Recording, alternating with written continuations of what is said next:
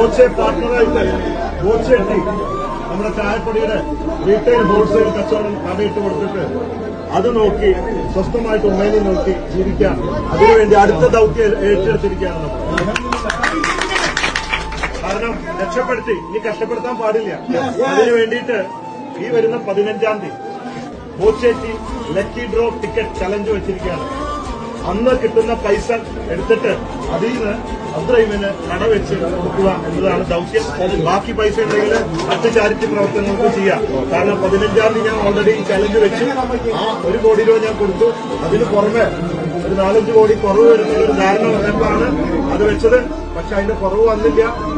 അപ്പൊ ആ പൈസ ഞാൻ എടുക്കുന്നില്ല. ഞാൻ വാക്ക് പറഞ്ഞ ആ ചലഞ്ച് ബോച്ചേറ്റി ചലഞ്ച് എടുത്തിട്ട് മറ്റ് ചാരിറ്റി പ്രവർത്തനങ്ങളും ഒരു കടയിട്ട് കൊടുക്കാൻ തീരുമാനിക്കുകയാണ്.